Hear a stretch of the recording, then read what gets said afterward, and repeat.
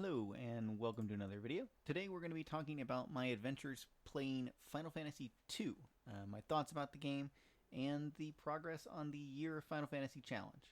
So without much further ado, I'm going to go ahead and get into start talking about it. So just to refresh your memory, the plan was for this year to take as many of the Final Fantasy main series games that I can, get as far as I can in the series. So that's roughly 13 games, and spend as much time as I can, get as deep into it. So, of course, this tells you that I finished Final Fantasy II at least, so, I guess we'll call that a win so far. So, let's talk about Final Fantasy II. So, to refresh your memory, playing the Dawn of Souls version, which was the 1 and 2 for Game Boy Advance. I just happened to have a copy, so that was the easiest way to do it for me. And I went into Final Fantasy II not really knowing a lot about it, honestly.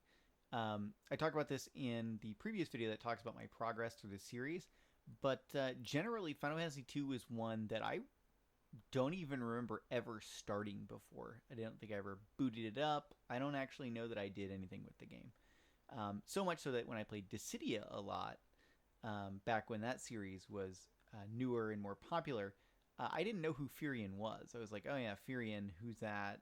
Final Fantasy II, I guess, by process of elimination. Okay, fine. So I knew Furion was in the game, and I knew the Emperor was in the game, who's one of the main antagonists. But that was all I knew about the game, more or less. I think the only other thing I was familiar with was the theme for the Rebel Army. I'd heard a bunch of times because I went to the Distant Worlds concerts and follow-ups and had the tracks and everything. So I was familiar with that, but I really had never played the game as far as I knew. So I was going in pretty blind. So let's talk about how long the game took me. So it took me about 14 and a half hours to complete the game. And when I say complete the game, I mean to go from start of story to the end of the final boss. I didn't do much of the extra content, if there was any. I didn't do any extra weirdness that felt important, right? And let's talk about game overs. So in Final Fantasy 1, I had 0 full party wipes. In Final Fantasy 2, I had at least 10 full party wipe game overs. And some of these were because genuinely I was really frustrated with the game and just didn't care. There were a lot of times where I purposefully let my entire party die just to get back to playing the game, just to get it over with. There were also a lot of times where I died due to my dislike of some of the mechanics in the game. And I'll talk about that a little bit later in the sort of dislike section. But I died a fair amount in this game. And those 10 full party wipes are in addition to any other time where I had characters die and spent a lot of time trying to get them back up or things like that. So suffice to say, it took longer than Final Fantasy 1 and was significantly more difficult or annoying, at least for me. So let's talk about what I did like in this game. So I really like the idea of the story in Final Fantasy II. I like that it has a sort of coherent plot for the most part, that it has plot details and characters and things that are distinct from each other. I did like that. I liked the idea that you're these sort of like starter, weak characters that join the resistance, and then the resistance over time gets stronger and pulls off stunning victories. It has a very almost like Star Wars-y kind of quality to it, which I really enjoyed. I generally liked the story. I liked most of the characters in it. I liked the progression. The story was very good, I thought, at least for what it was, right? A game that is as old as it was, that followed Final Fantasy 1, which genuinely didn't have much of a story at all. It had plot beats, but not characters so much, not anything else. The other thing I liked was the sense of growth throughout the game. So one thing I so enjoyed was that the resistance, the rebellion that you join, grows over time. You get the sense that you're doing these great things, that you're making a difference, that the world is changing. And that was something I really enjoyed. I also really liked that there's a sense of growth. You can see your characters get more powerful. And it's not just the numbers on your screen. It's not just what skills you're able to use or weapons, but you genuinely get this sense that you're doing more and better and interesting things. And I really did come to like that over the course of the game. It's something I looked forward to, seeing the new numbers and spells and things like that. Um, Also, towards the end, seeing character growth. There are characters that really you probably don't like the first couple times you meet them, or you don't think they're useful or good. And over time, they become interesting, powerful plot characters. And I thought that was really cool too. Um, so now let's shift a little bit to talk what I didn't like. And this is going to take a long time because there's a lot of stuff I didn't like in Final Fantasy 2, to be totally honest with you. Um, I actually really hated everything about combat in Final Fantasy 2. And notice that I don't say the combat system, I say combat. Like, I did not enjoy almost any fight in this game because the combat system is such a huge pain.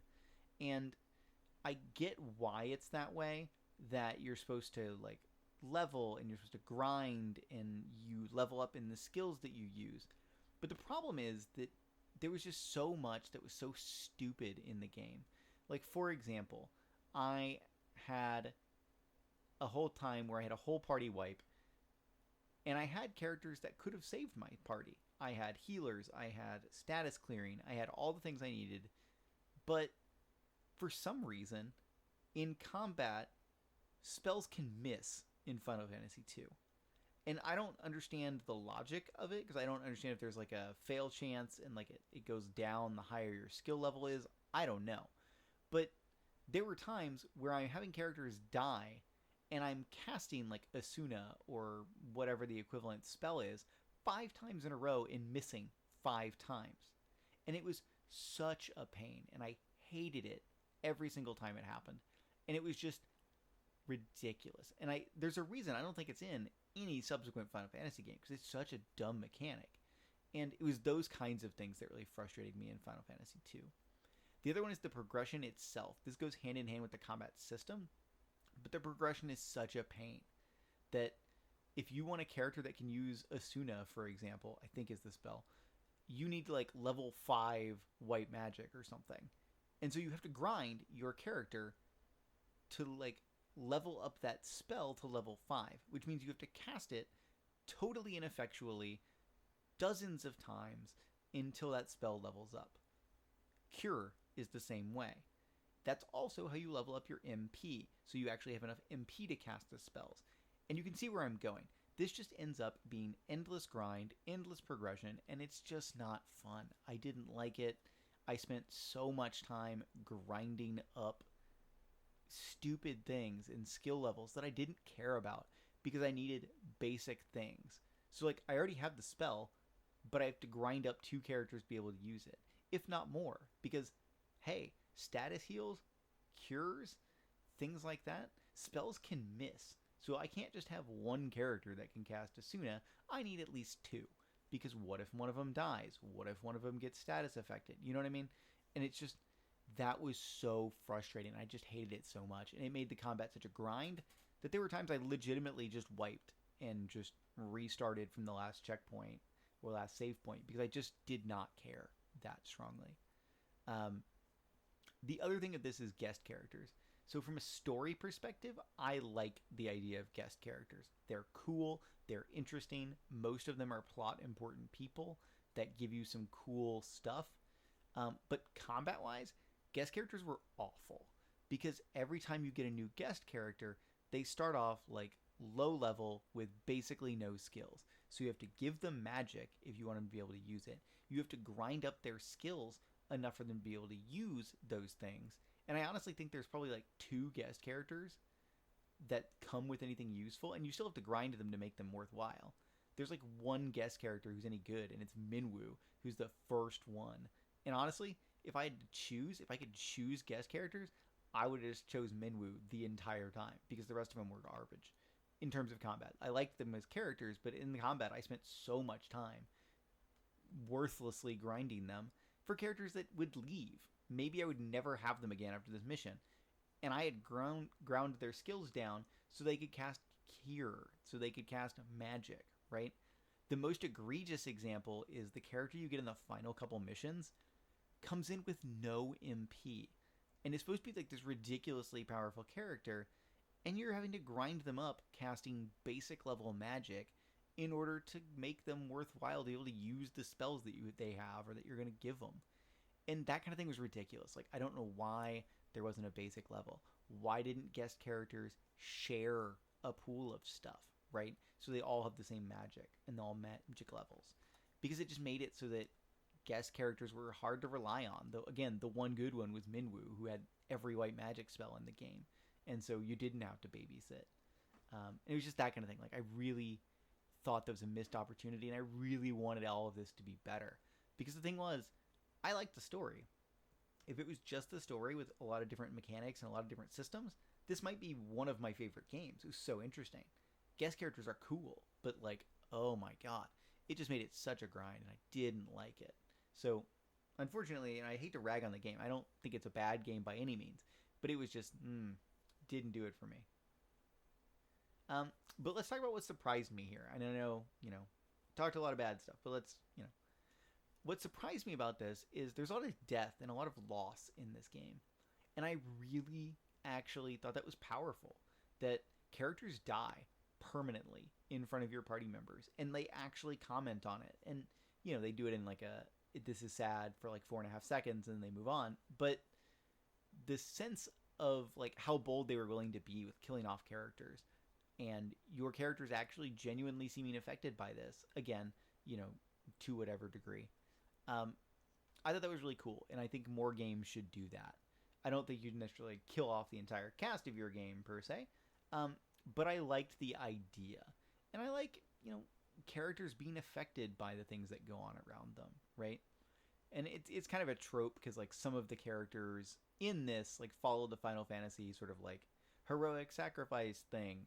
But in this game, like, it tends to be kind of hard-hitting. Like, you'll see something happen. You'll see a character die.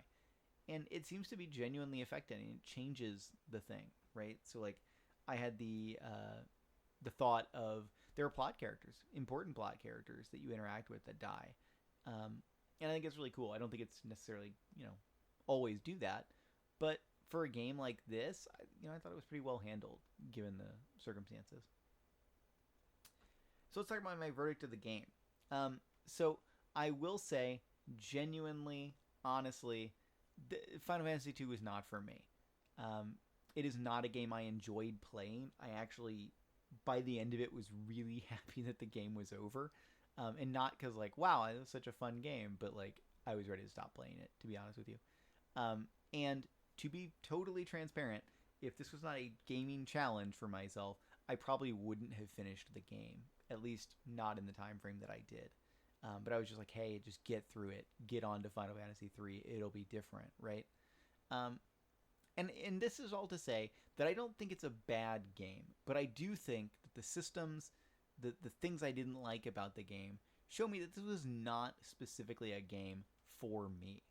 And I say that because I think there are probably people that would love the interesting directions that this game went. The combat system and the leveling and all that, not my bag. Which is funny because I'm a big Final Fantasy VIII fan, and it has one of those weird, like, systems for powering up your characters. But there might be somebody out there who loves that kind of novelty, and this would be a game for them. I think it would be excellent. Just for me, it wasn't that game. I took the parts that I liked, and it was, enough. But I think there was a lot out there for people. And the other thing I would say is this is a bold game. It's flawed, and there's a lot of things wrong with it that I think, in a modern world, if someone had made Final Fantasy II today, I think it could be a really weird and interesting game. Almost like the, weird uncle of a series, almost. But the interesting part here is, like, there's a lot of weird, interesting, cool things that happen in the game. And some of them are super strange. Like, there's one part in the game where one of the characters can talk to animals, ? But, like, it's never mentioned ever again and is only important for this one plot point, where it's very clear that they're supposed to be Mughals who can, like, speak English, but they got, like, changed, or Mughals didn't make it into the game or something. I don't know. But I will say that this game is very experimental. If you're a fan of, like, an interesting, weird sort of experimental game, especially for an RPG, I think this could be a game for you, right? I think it's bold. I think it made a lot of choices, And I don't think a lot of those choices were good by my standards, but I think they were interesting choices. And I've read retrospects about the game now that I've finished it, and I agree with a lot of them. There's a lot of cool ideas, and especially as a direct follow up to Final Fantasy 1, like, whoa, those are some good choices. Those are some hot, spicy, weird things to do. Um, but I think ultimately for me the game is flawed in a way of like I probably would not count Final Fantasy 2 as a game I really enjoyed playing in a lot of ways. Like of the Final Fantasy games I've played, it's near the bottom, right? But that is to say that if a modern version of this game with like weird but different mechanics existed, I could see myself really enjoying it. So I don't think it's that far off. I just think for what it was, it just wasn't my speed. But anyway, I'd be curious to hear your thoughts about the game. People that do like the game, what does it for you? Other people that maybe struggled with it, you know, similar or different struggles, right? But with that all being said, I'm going to go ahead and get out of here. I will see you in the next one where we are going to talk about Final Fantasy 3. I'll see you next time.